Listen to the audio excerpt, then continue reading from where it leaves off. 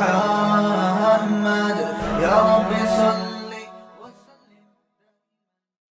بسم اللہ الرحمن الرحیم۔ سورہ بنی اسرائیل کا رکوع نمبر 8 اور 15ویں پارے کا بھی رکوع نمبر 8 انشاءاللہ میں اس کی تفسیر آج آپ کے سامنے شروع کروں گا۔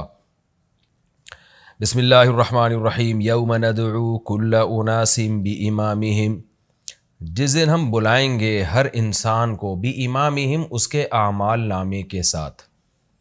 امام کا مطلب اعمال نامہ، یہاں اعمال نامے کو امام اس لیے کہا گیا ہے کہ انسان اپنے امام کے مطابق چلتا ہے، تو قیامت کے دن ہم اپنے اعمال نامے کے مطابق چلیں گے، چاہے جنت میں جائیں یا اللہ ہم سب کو بچا کے رکھے چاہے جہنم کی طرف۔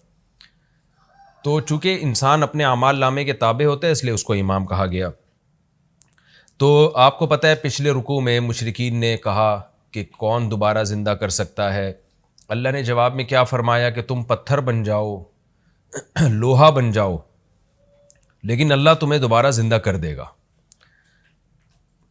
اب اسی کی تفصیل بیان ہو رہی ہے کہ زندہ کر کے کیا کرے گا۔ اللہ فرماتے ہیں ہر انسان کو اس کے اعمال نامے کے ساتھ بلایا جائے گا۔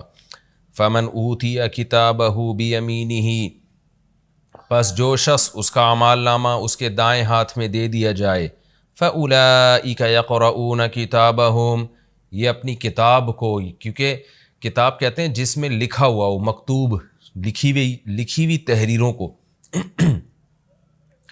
تو اس لیے اعمال نامے کو کتاب بھی کہا گیا ہے۔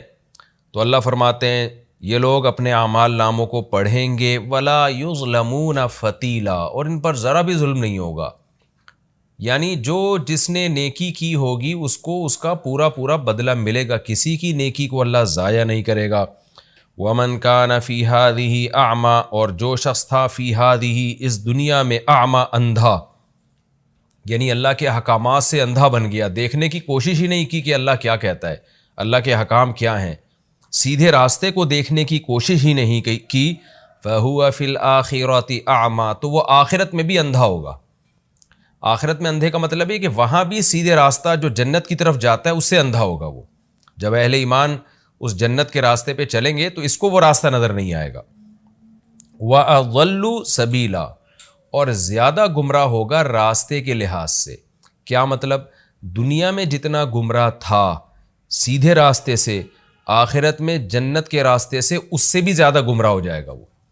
دنیا میں جیسے اس کو سیدھا راستہ نظر ہی نہیں آتا تھا، تو جنت میں اس سے بھی زیادہ سیدھا راستہ، جنت کا راستہ اس سے اوجھل ہو جائے گا۔ وَإِن كَادُوا لَيَفْتِنُونَكَ عَنِ الَّذِي أَوْحَيْنَا إِلَيْكَ، اور قریب ہے کہ یہ لوگ آپ کو فتنے میں ڈال دیں، عَنِ الَّذِي، اس وحی سے، أَوْحَيْنَا إِلَيْكَ، جو ہم آپ کی طرف وحی کر رہے ہیں۔ اس آیت کے بہت سارے شان نزول بیان کیے گئے ہیں۔ میں تفسیر کے لیکچرز میں یہ بات بار بار بتاتا رہا ہوں کہ شان نزول کا مقصد صرف یہ نہیں ہوتا کہ اس موقع پہ یہ آیت نازل ہوئی، بلکہ صحابہ تابعین جو کہتے تھے نا کہ یہ آیت فلاں کے بارے میں نازل ہوئی، تو مطلب یہ ہوتا ہے کہ اس آیت کا مصداق، یعنی یہ آیت فلاں واقعے پہ بھی فٹ ہو رہی ہے، یہ مطلب ہوتا ہے۔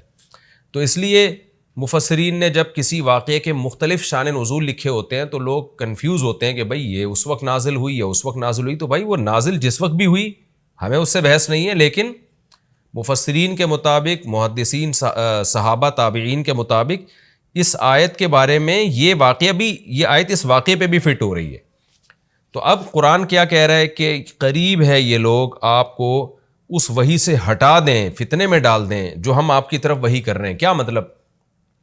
ہم نبی صلی اللہ علیہ وسلم کو وحی کر رہے ہیں کہ آپ نے توحید پر قائم رہنا ہے، آپ نے مشرکین کی مخالفت کرنی ہے، آپ نے شراب کو حرام قرار دینا ہے، آپ نے نماز کو فرض قرار دینا ہے، آپ نے صلہ رحمی کا حکم دینا ہے، آپ نے آخرت کے وجود کا قائل ہونا ہے۔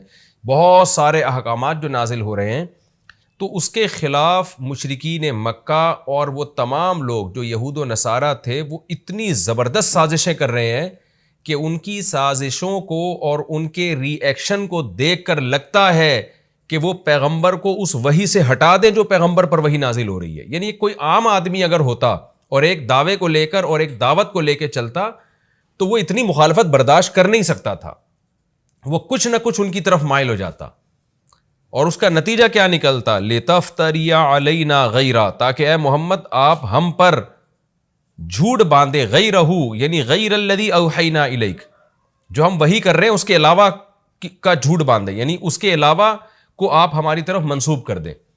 کیا مطلب کہ یہ آپ کو شریعت سے ہٹانا چاہتے ہیں۔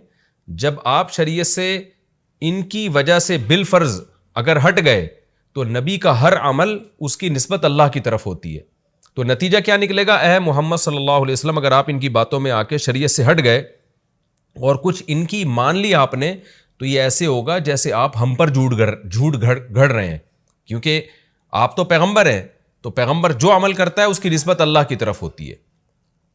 تو آپ ہماری مرضی کے بغیر کوئی عمل کریں گے تو ہماری طرف نسبت ہوگی، لوگ کہیں گے دیکھو اللہ نے پیغمبر کو اس بات کا حکم دیا ہے، تو یہ ہم پر جھوٹ باندھنا کہلائے گا، یعنی اس میں پیغمبر کو اور زیادہ پکا کیا جا رہا ہے کہ آپ نے ان کی طرف مائل ہونے کا تصور بھی نہیں کرنا ہے، کیونکہ آپ کی پوزیشن ایک عام لوگوں کی طرح نہیں ہے۔ عام آدمی سیدھے راستے سے ہٹے گا تو کنفیوژن نہیں ہوگی کہ سیدھا راستہ کون سا ہے، غلط راستہ کون سا ہے۔ آپ اگر ہٹ گئے ان کی باتوں میں آ کے، ان کے دباؤ میں آ کے، ان کے جبر میں آ کے، تو یہ کہلائے گا کہ گویا شریعت تو وہی ہے جو آپ کر رہے ہیں، حالانکہ وہ آپ ان کی باتوں میں آ کے کر رہے ہوں گے معاذ اللہ۔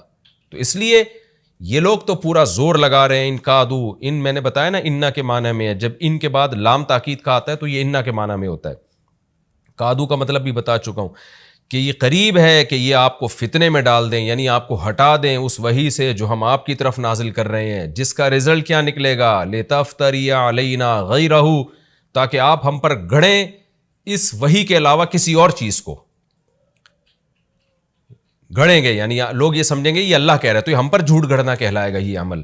وَإِذًا، اور اگر ایسا ہو گیا، یعنی اذ کان کذا، اگر ایسا ہو گیا، لَاتَّخَذُوكَ، اصل میں تھا، سوری یہ ترجمے میں گرامر بتا چکا ہوں، وَإِذًا، اور اگر ایسا ہو گیا، لَاتَّخَذُوكَ، یہ ٹھہرا لیں گے آپ کو خلیلا، جگری دوست، یعنی یہ دنیا کا فائدہ تو آپ کو مل جائے گا کہ آپ کو جو مخالفت ہو رہی ہے یہ مخالفت نہ صرف ختم ہو جائے گی بلکہ یہ آپ کے ایسے خلیل سے اوپر دوستی کا کوئی مقام نہیں ہے۔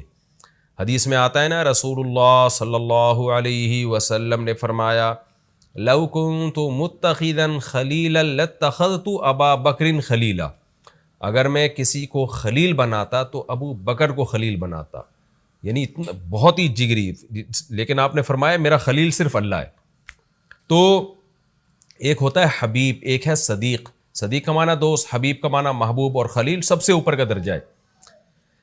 تو یہ آپ کو بہت زیادہ جگری دوست بنا لیتے، بعض لوگوں نے اس کا اردو میں ترجمہ کیا ہے، بعض مفسرین نے گاڑھا دوست بنا لیتے، تو اتنا زیادہ یہ ٹوٹ کے آپ پہ مرنا شروع ہو جاتے اگر آپ ان کی طرف مائل ہو جاتے، یہ دنیاوی مفاد آپ کو حاصل ہوتے اور یہ بھی اتنا خوش ہو جاتے۔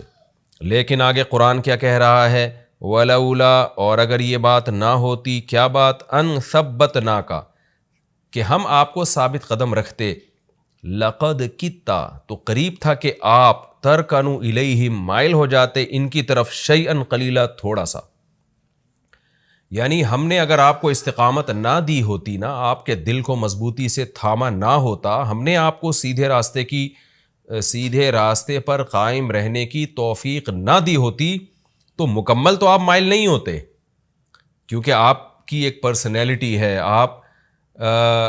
آپ صادق اور امین سے مشہور ہیں، آپ اپنے ویژن سے ہٹنے والے نہیں ہیں، لیکن ان کا جو وار ہے نا اور ان کی سازشیں اتنی خطرناک ہے کہ کچھ نہ کچھ تو آپ کا بھی میلان ہو جاتا، لیکن ہم نے کیا کیا ہے، آپ کو بھی ثابت قدم رکھا اس پر، اور آپ کو بھی سیدھے راستے پر ہم نے مضبوطی سے جما دیا، یعنی ہماری توفیق بھی اس میں شامل حال ہے کہ ہم نے آپ کو ان کی طرف مائل ہونے نہیں دیا۔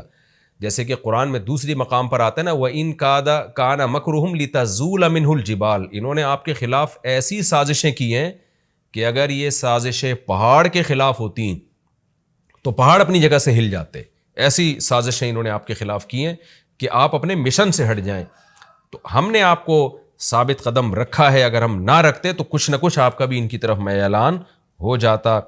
اذن، اگر ایسا ہو جاتا، یعنی آپ ان کی طرف تھوڑا سا بھی مائل ہو جاتے، لَأَذَقْنَاكَ، تو ہم آپ کو ذائقہ چکھاتے، ضِعْفَ الحیات، دنیا کے کبھی دگنا، یعنی دگنا سے مراد یہاں دگنا عذاب ہے، کہ دنیا کا یعنی اس زندگی میں بھی دگنا عذاب ملتا، وضعف الممات، اور موت کا عذاب بھی دگنا. موت کا سے مراد ہے کہ موت کے بعد جو عذاب ہوتا ہے، برزخ کا عذاب، میدان حشر کا عذاب، جہنم کا عذاب، تو آپ کو ڈبل عذاب ہوتا دنیا میں بھی اور آخرت میں بھی.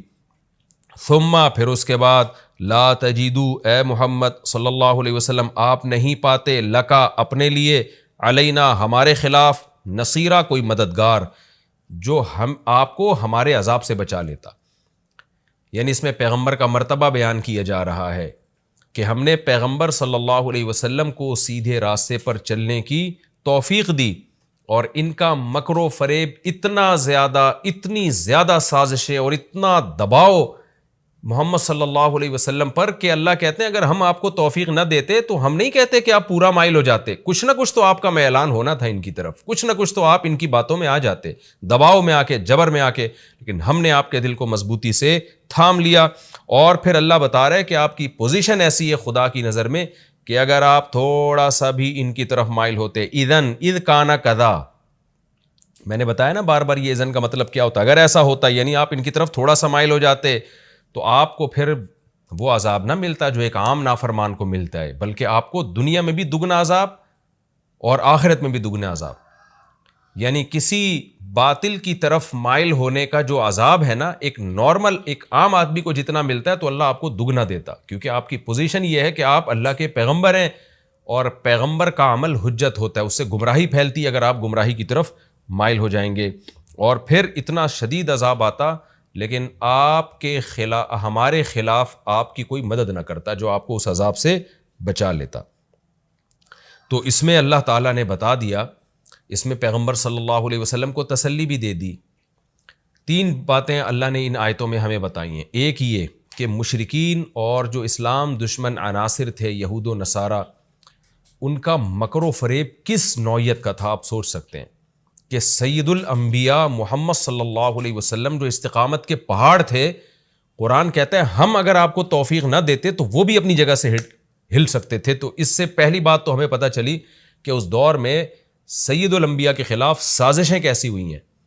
نمبر 2، دوسری بات یہ پتہ چلی کہ نبی صلی اللہ علیہ وسلم ان کی طرف مکمل مائل نہیں ہونا تھا آپ نے، لیکن اس بات کا امکان تھا کہ تھوڑا سا مائل ہو جاتے. اس میں بھی پیغمبر صلی اللہ علیہ وسلم کی فضیلت ہے کہ اتنی سازشوں کے بعد تو لوگ مکمل بک جاتے ہیں، فروخت ہو جاتے ہیں، باطل کے نظریے کو گلے لگا دیتے ہیں. قرآن کہہ رہے ہیں نا یہ بات تو محمد صلی اللہ علیہ وسلم سے ممکن ہی نہیں تھی.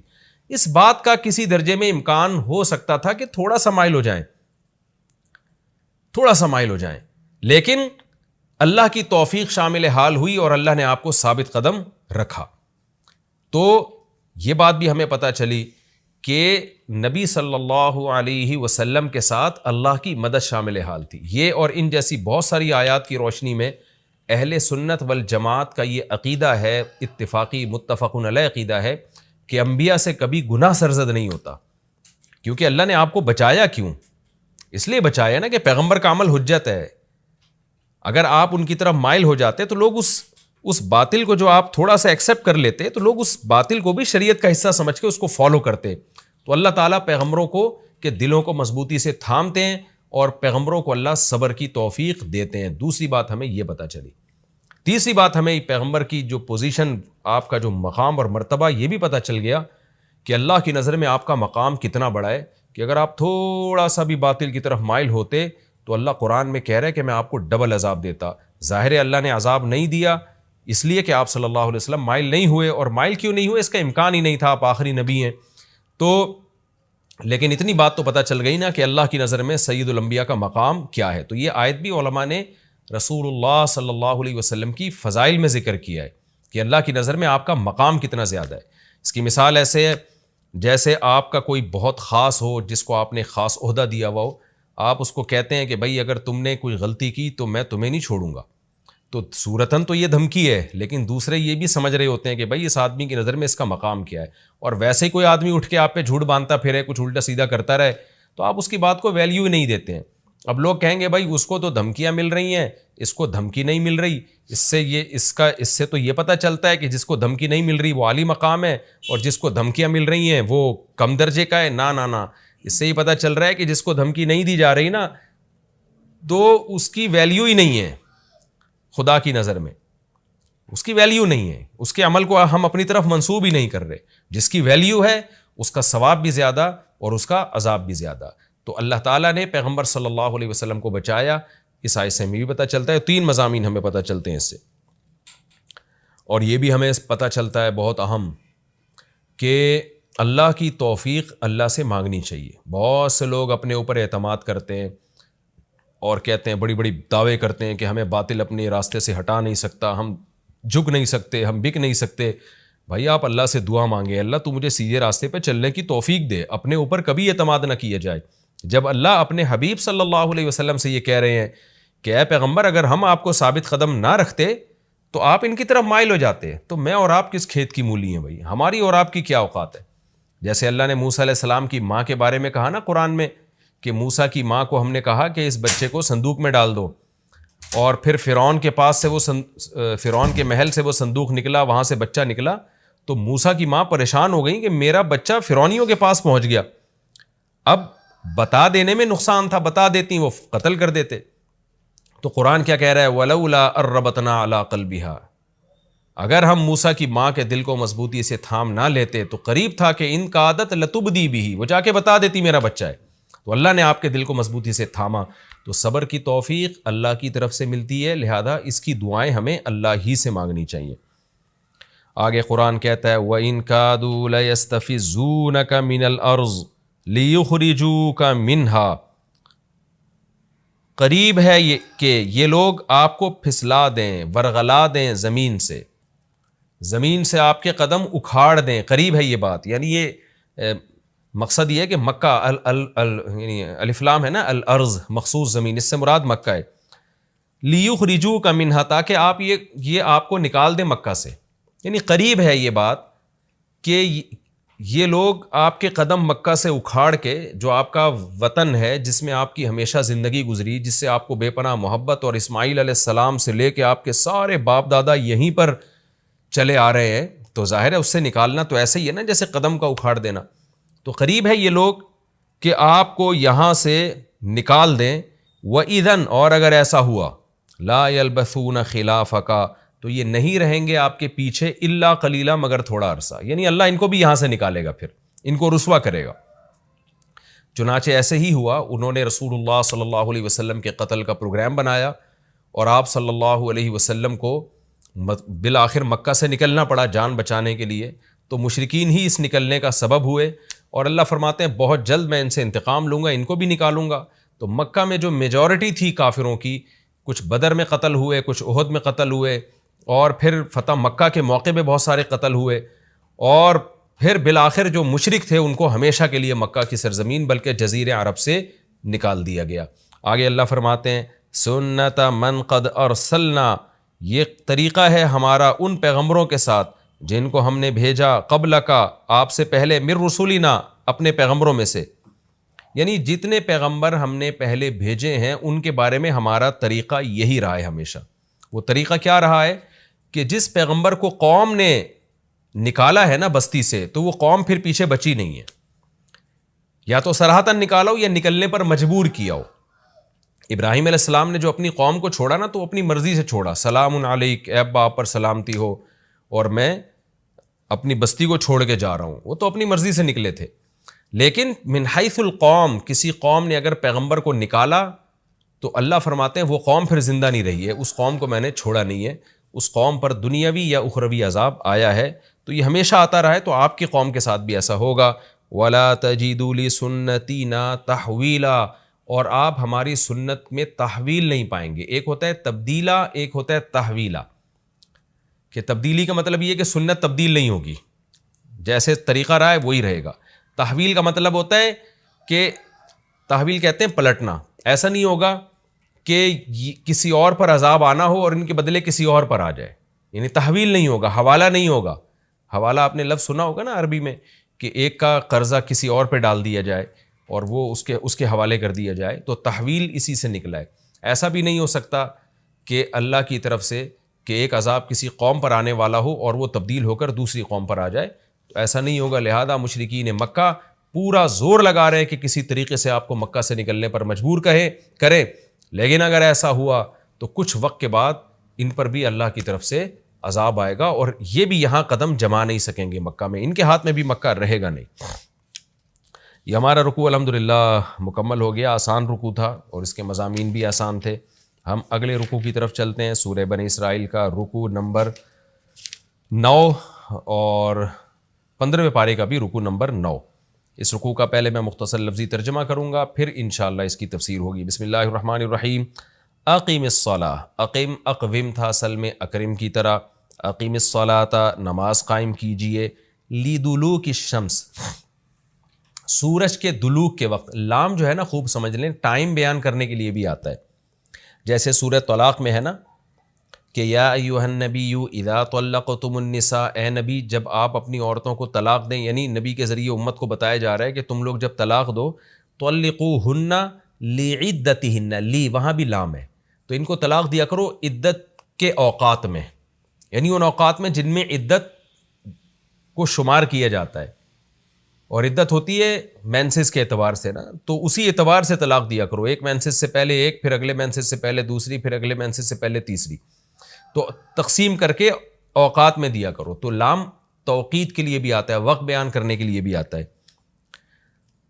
تو اقیم الصلاۃ نماز قائم کیجئے، لدلوک الشمس سورج کے ڈھلنے کے لیے، کیا مطلب ڈھلنے کے وقتوں میں، لام توقید کے لیے یہاں پہ اوقات کے لیے، دلوک کہتے ہیں ڈھلنا، سورج کے ڈھلنے کے وقت میں نماز قائم کی، ڈھلتے ہوئے یعنی ڈھلنے کے اوقات میں نماز قائم کیجئے، الی غسق اللیل رات کے اندھیروں تک، غسق اندھیرا، قرآن میں ہے نا سورہ فلق میں ہم نے پڑھا ہے کہ من شر غاسق اذا وقب وقرآن الفجر، اور فجر کے قرآن کے وقت بھی، قرآن کا مطلب یہ یہاں قرآن سے مراد ہے قرآن کی تلاوت، یعنی فجر کے قرآن کی تلاوت کے وقت بھی آپ نماز قائم کیجئے۔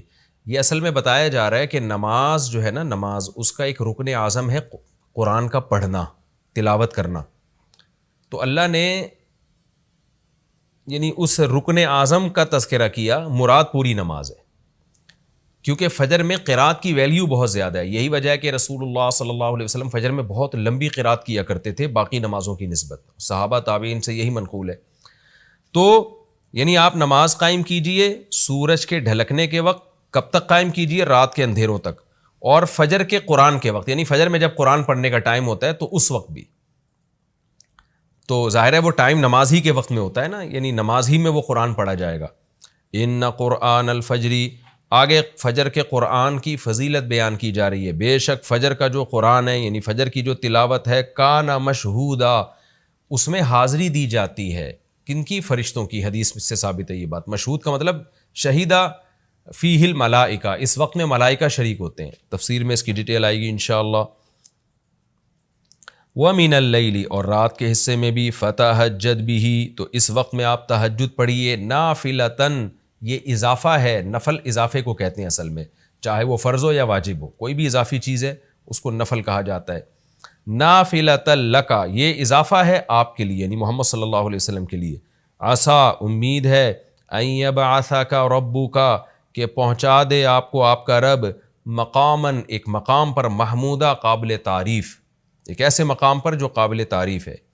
وقل، اور آپ یوں کی کہیے، ربی، اصل میں تھا ربی، اے میرے رب، ادخلنی، داخل کیجئے مجھ کو، مدخل صدق، سچا داخل کرنا، اے اللہ مجھے داخل کیجئے مکہ میں، یعنی سچا داخل، یہاں سچا سے مراد ہے مرغوب داخلہ، کیونکہ سچ کی طرف انسان کی طبیعت مائل ہوتی ہے نا، تو ہر مرغوب چیز کو بھی صدق سے تعبیر کیا جاتا ہے، تو مرغوب داخلہ وہ داخلہ جو پسندیدہ داخلہ ہو، تفسیر میں انشاءاللہ اس کی ڈیٹیل آئے گی۔ وَأَخْرِجْنِي مُخْرَجَ صِدْقٍ، اور آپ مجھے نکالیے، مخرج بھی مصدر ہے، سچا نکالنا یعنی مرغوب نکالنا۔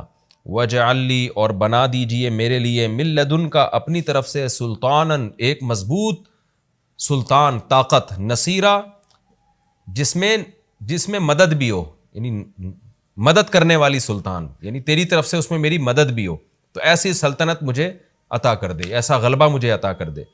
وقل، اور یہ بھی کہہ دیجئے اے محمد صلی اللہ علیہ وسلم، جاء الحق، حق آ چکا ہے، وزہق الباطل، اور باطل فنا ہو چکا ہے. زہوق کہتے ہیں بالکل ایک چیز کا فنا ہو جانا, ختم ہو جانا, اور باطل ختم ہو چکا ہے. ان الباطل, بے شک باطل ہے, کانا زہوقا, وہ ہے ہی زہوق, فنا ہونے والی چیز, ختم ہونے والی چیز.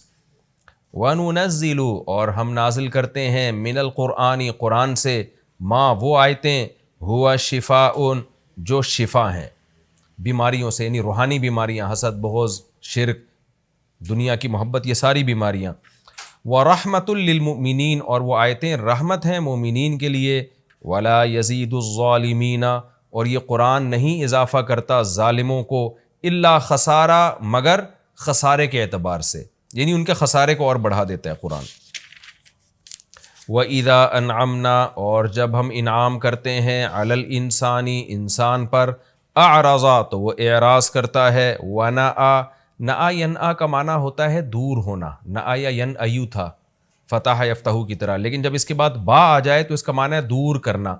جیسے ذہب کا معنی جانا, اور ذہب بہ کا معنی لے جانا. تو ونأ بجانبہ, تو اپنے پہلو کو دور کر دیتا ہے, یعنی اللہ سے دور کر دیتا ہے. وَإِذَا مَسَّهُ الشَّرُّ, اور جب چھوتا ہے انسان کو شر, کَانَ یئوسا, تو ہو جاتا ہے مایوس, مایوس ہونے لگتا ہے. قل, اے نبی آپ کہہ دیجئے, کل یعمل, ہر شخص عمل کر رہا ہے, علی شاکلتہ, اپنے اپنے طریقے پر. شاکل یہ شکل سے نکلا ہے, شکل کہتے ہیں ہم مثل کو کہتے ہیں نا, فلاں آدمی اسی کی شکل کا ہے, تو مثل. تو شاکلہ کا مطلب اپنی ہی مثل, یعنی یہاں طبیعت اور نیچر کو شاکلہ کہا گیا ہے, کیونکہ آپ اپنی نیچر اور طبیعت ہی کے مطابق ہوتے ہیں. آپ کی شکل اور آپ کی طبیعت ایک ہی چیز, یعنی طبیعت آپ کی شکل ہوتی ہے گویا کہ, جس کے مطابق آپ چل رہے ہوتے ہیں. تو اللہ فرماتے ہیں ہر شخص عمل کرتا ہے اپنی طبیعت کے مطابق, بری طبیعت بھی اور اچھی طبیعت بھی, جو اس کی حالت ہے نا, بری حالت اور اچھی حالت. تو کوئی جہالت کو اپنا امام بنا کر اس کے حساب سے اپنے آپ کو ڈھال لیتا ہے, اور کوئی علم کو اپنا امام بنا کر اپنے آپ کو اس کے حساب سے ڈھال لیتا ہے. پھر جو جس طبیعت پر ڈھلتا ہے اسی کے مطابق عمل کرتا رہتا ہے. فَرَبُّكُمْ, پس تمہارا رب, اعلم, خوب جانتا ہے, بمن, اس شخص کو, ہوا اہدا, جو ان دونوں طریقوں میں, دونوں قسم کے لوگوں میں, اہدا, زیادہ ہدایت یافتہ ہے, سبیلا, راستے کے اعتبار سے. تیرا رب خوب جانتا ہے ایسے لوگوں کو. بھی مختصر رکوع ہے, اس کا میں نے مختصر لفظی ترجمہ کر دیا. اب میں انشاءاللہ اس کی تفسیر کرتا ہوں آپ کے سامنے. قرآن کہہ رہا ہے اقیم الصلاۃ لدلوک الشمس. پیچھے قرآن نے تذکرہ کیا کہ رسول اللہ صلی اللہ علیہ وسلم پر اتنا زیادہ مشرکین کا دباؤ ہے کہ قرآن کہتا ہے کہ اگر ہم آپ کو ثابت قدم نہ رکھتے تو آپ بھی ان کی طرف مائل ہو جاتے. تو ظاہر ہے بہت سخت دباؤ اور جبر ہے آپ کے اوپر. تو ایسے موقع پہ ایسا کام کرنے کی ضرورت ہے جس سے آپ کو ثابت قدمی ملے اور اللہ کا قرب حاصل ہو. تو اس کا سب سے بہترین طریقہ قرآن کہتا ہے نماز ہے. یعنی اے نبی صلی اللہ علیہ وسلم, آپ نماز کو مضبوطی سے تھامیے تاکہ آپ کو ثابت قدمی ملے, آپ کو اللہ کا قرب ملے. کیونکہ جس اللہ کے لیے کام کیا جا رہا ہے نا, جب تک اس اللہ سے رشتہ مضبوط نہیں ہوگا تو اس کام میں آپ ثابت قدم نہیں رہ سکتے. اور اللہ سے رشتہ مضبوط کرنے کا سب سے بڑا ذریعہ نماز ہے. اس لیے قرآن کہتا ہے اقیم الصلاۃ, آپ نماز قائم کیجئے, لدلوک الشمس, سورج کے ڈھلنے کے وقت. سورج کب ڈھلتا ہے؟ جب بالکل بلندی پہ جا کے ڈھلنا شروع ہوتا ہے تو ظہر کا وقت شروع ہوتا ہے. الی غسق اللیل, رات کے اندھیروں تک. یعنی اس میں 4 نمازیں آ گئیں. سورج جب ڈھلتا ہے نا, بالکل بلندی پر ہوتا ہے, تھوڑا سا ڈھلتا ہے ظہر کا وقت, مزید ڈھلان پیدا ہوتی ہے عصر کا وقت, مزید ڈھلتا ہے مغرب کا وقت, اور پھر الی غسق اللیل, سورج تو غائب ہو جاتا ہے مغرب کے بعد, پھر رات کے اندھیرے میں یعنی عشاء کا وقت. وقرآن الفجری, اور فجر کے وقت میں, فجر کی تلاوت کے وقت میں. تو قرآن میں اشارہ کر دیا کہ اصل تلاوت کا وقت ہے ہی فجر کا. آج بعض اماموں کو ہم نے دیکھا فجر میں بڑی مختصر تلاوت کرتے ہیں, یہ بالکل غلط ہے.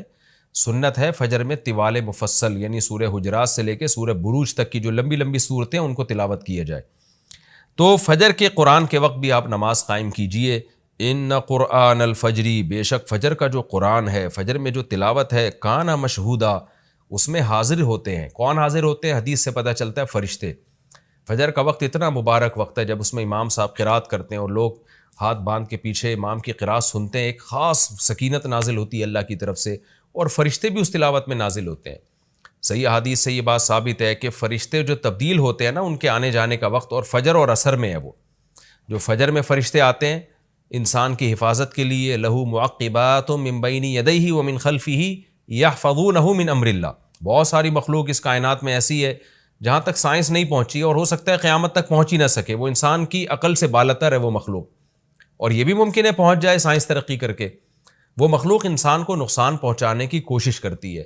تو اس مخلوق سے بچانے کے لیے جن میں جنات ہیں سر فہرست، ان سے بچانے کے لیے اللہ نے فرشتوں کا انتظام کیا ہے۔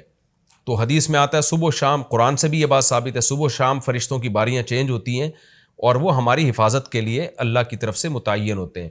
تو ان کی جو حاضری ہے ان فرشتوں کی وہ فجر کے وقت میں ہوتی ہے، اور یہ بھی حدیث سے ثابت ہے کہ بہت سے فرشتے صرف تلاوت سننے کے لیے زمین پہ اترتے ہیں۔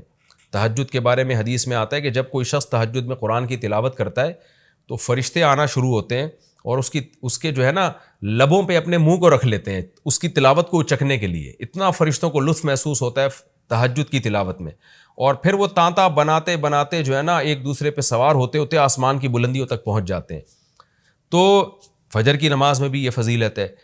تو آگے اللہ فرماتے ہیں کہ اللہ نے فجر کی نماز کی فضیلت کو بیان کیا، آگے اللہ فرماتے ہیں وَمِنَ اللَّيْلِ، یہ تو 5 نمازیں ہو گئیں، یہ تو ساری امت پہ فرض ہیں، لیکن رات کے کچھ حصے میں فَتَہَجَّدْ بِهِ کا مطلب اس حصے میں آپ نے تہجد پڑھنی ہے، نافلۃ لک، اے محمد صلی اللہ علیہ وسلم، یہ آپ کے لیے اضافہ ہے۔ کیا مطلب؟ یا تو نبی صلی اللہ علیہ وسلم پہ 6 نمازیں فرض تھیں، یعنی 5 فرض کے علاوہ تہجد بھی فرض تھی، تو اس لیے قرآن نے کہہ دیا کہ امت پہ تو 5 فرض ہیں نافلۃ لک، لیکن یہ تہجد آپ کے لیے اضافی ہے، یعنی آپ پر 6 نمازیں فرض ہیں۔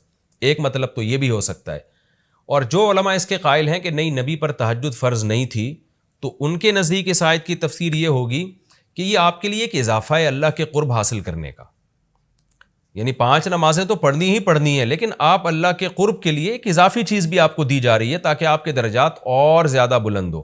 تو ایسی صورت میں یہ صرف نبی کے ساتھ خاص نہیں ہے، کیونکہ خطاب نبی سے چل رہا ہے اس لیے اللہ نے کہہ دیا آپ کے لیے اضافہ، ورنہ حقیقت میں پوری امت کے لیے یہ اضافہ ہے۔ آگے اللہ فرماتے ہیں عسیٰ ان یبعثک ربک، امید ہے کہ آپ کو آپ کا رب پہنچا دے مقام محمود تک۔ یہ مقام محمود کیا ہے؟ شفاعت کبریٰ، یعنی تمام پیغمبر نبی کے پاس آئیں گے کہ آپ سفارش سے آغاز کریں، یعنی سفارش کا آغاز آپ سے ہوگا، پھر آپ صلی اللہ علیہ وسلم سفارش کریں گے۔ تو یہ ایک سب سے اونچا مقام ہے جو اللہ قیامت کے دن رسول اللہ صلی اللہ علیہ وسلم کو دے گا، اور جس سے آپ کی تمام پیغمبروں پر فضیلت ثابت ہو جائے گی کہ جب تک آپ کی طرف سے شفاعت کی ابتدا نہیں ہوگی کوئی اور پیغمبر سفارش نہیں کریں گے۔ تو اللہ نبی صلی اللہ علیہ وسلم کو تسلیاں دے رہا ہے کہ یہ مشرکین کا جو آپ پہ اوپر بے پناہ دباؤ ہے، جبر ہے، آپ اس میں تسلی رکھیے، آپ نماز قائم کریں اور تہجد کی پابندی کریں، اللہ نے آپ کو بہت بڑا آگے چل کے مقام دینا ہے۔ تو چونکہ نبی صلی اللہ علیہ وسلم بھی بشر تھے نا، مشرکین کے دباؤ کی وجہ سے آپ بھی ایک پریشانی میں آتے تھے، تو اس لیے اللہ آپ کو ثابت قدم رکھنے کے لیے آپ صلی اللہ علیہ وسلم کو یہ خوشخبریاں سنا رہا ہے کہ آپ نے اپنا اس عمل کو فوکس کرنا ہے، نماز اور تہجد کو، تاکہ آپ کا اللہ سے قرب رہے، اور اللہ آپ کو خوشخبری دے رہا ہے کہ امید ہے آپ کا رب آپ کو بہت بڑے مقام تک پہنچا دے۔ رہا مسئلہ مشرکین کی دھمکیوں کا کہ یہ پوری کوشش کر رہے ہیں کہ آپ کو مکہ سے نکال دیں، تو ہم نے تو بتا دیا کہ یہ خود بھی نہیں پنپ پائیں گے، لیکن آپ نے اللہ سے کیا دعا مانگنی ہے؟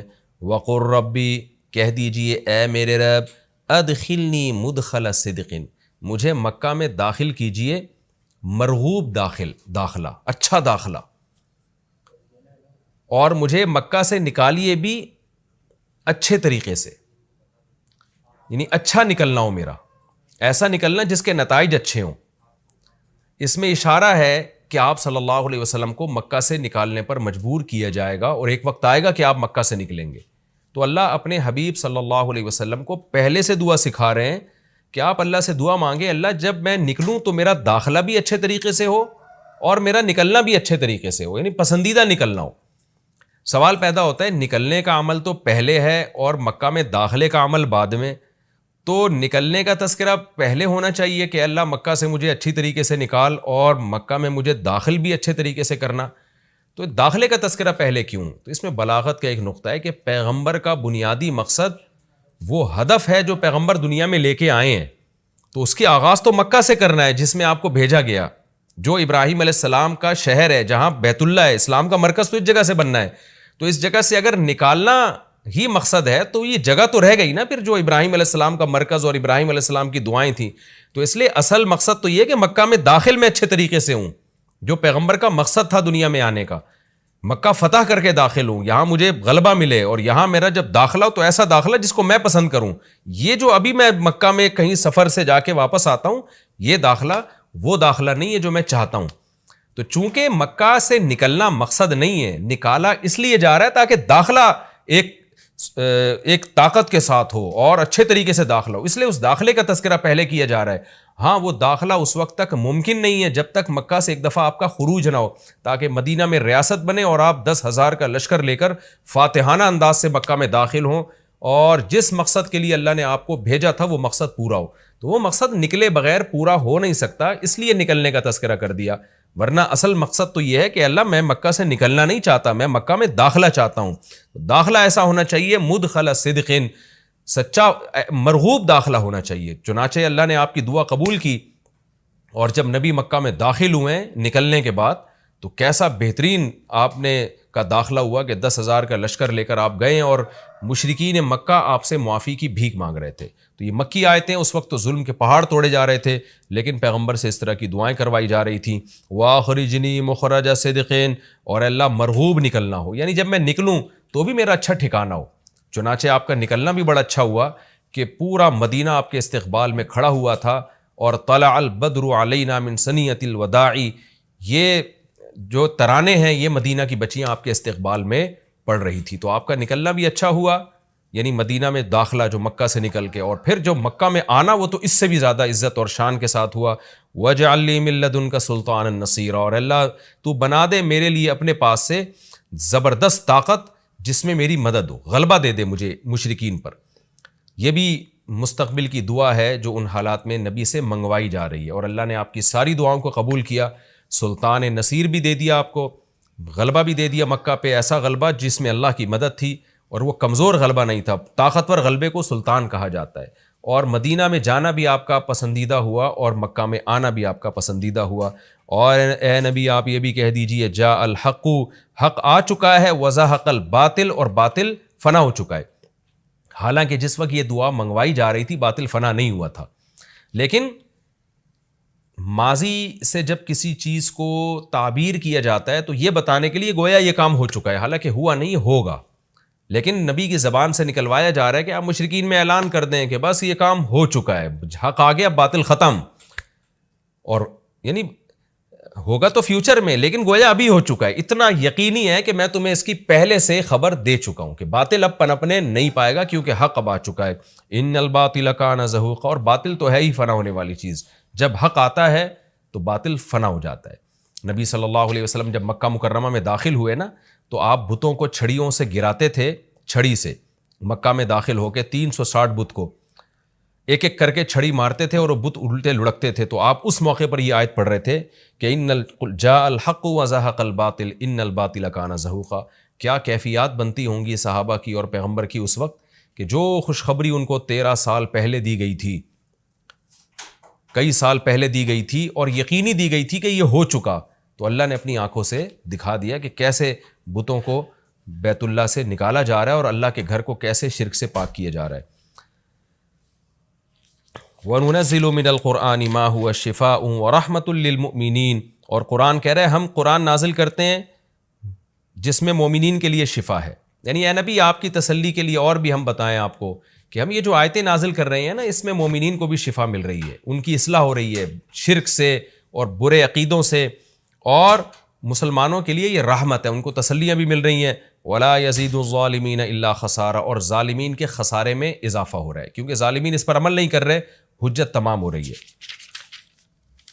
وَإِذَا نَمْنَا عَلَى الْإِنسَانِ أَعْرَضَ وَنَأَىٰ بِجَانِبِهِ، قرآن کہتے ہیں ہم جب انسان پر احسان کرتے ہیں تو وہ اعراض کرتا ہے اور اپنے پہلو کو ہٹا دیتا ہے. نعمت ملنے کے بعد بجائے اللہ کے قریب ہونے کے اللہ سے دور ہوتا ہے. وَإِذَا مَسَّهُ الشَّرُّ، اور جب انسان کو کوئی مصیبت پہنچتی ہے کَانَ یئوسا، تو مایوس ہونے لگتا ہے. یعنی انسان کے بارے میں شکایت کی جا رہی ہے کہ اس کا اللہ پر ایمان نہیں ہے، پیغمبر کا مقصد ہے اللہ سے جوڑنا. تو یہ جو مشرکین ہیں جو اللہ کو نہیں مانتے، یہ خوشیوں میں بھی اللہ کو بھولتے ہیں اور غم میں بھی اللہ کو بھولتے ہیں، اسباب کو دیکھتے ہیں. لہٰذا جب اسباب کو آپ دیکھتے ہو اور پریشانی آتی ہے تو اسباب بتا رہے ہوتے ہیں پریشانی دور نہیں ہو سکتی، تو مایوس ہونے لگتے ہیں، ڈپریشن میں جاتے ہیں. اور جب خوشی آتی ہے تو اپنا کمال سمجھتے ہیں، لہٰذا اترانے لگتے ہیں اور خدا سے دور ہو جاتے ہیں. تو اے نبی ان سے کہہ دیجئے کل یعمل علی شاکلتی، ہر شخص اپنی نیچر کے مطابق عمل کر رہا ہے. اچھے لوگ کیا کرتے ہیں کہ جب انہیں خوشی ملتی ہے تو شکر ادا کرتے ہیں، اور غم آتا ہے تو مایوس نہیں ہوتے، ان کو پتہ ہے غم اللہ دور کر سکتا ہے. فربکم اعلم، تمہارا رب خوب جانتا ہے بمن ہوا اہدی سبیلا، کون ان دونوں فریقوں میں سیدھے راستے پر چل رہا ہے. جو غموں میں مایوس ہو اور خوشیوں میں اترانے لگے، خدا سے دور ہو جائے، وہ گمراہی والے راستے پر ہے. اور جو خوشیوں میں اللہ کے قریب آئے، شکر ادا کرے، اور غموں میں بھی اللہ کے قریب آئے کہ غم کو اللہ ہی دور کر سکتا ہے، مایوس نہ ہو، یہ سیدھے راستے پر ہے. اللہ خوب جانتا ہے کون سیدھے راستے پر ہے، یعنی اس میں اللہ نے اشارہ دے دیا کہ یہ لوگ سیدھے راستے پر ہے، تو ہمیں ایسا بننا چاہیے. یہ ہمارا رکوع کمپلیٹ ہو گیا اور مختصر رکوع تھا. اب انشاءاللہ ہم اگلے ایپیسوڈ میں سورہ بنی اسرائیل کا رکوع نمبر 9 اور 15ویں پارے کا بھی رکوع نمبر 9 انشاءاللہ ہم شروع کریں گے. اللہ تعالی ہمیں سمجھنے کی، عمل کی توفیق عطا فرمائے. وما علینا الا البلاغ.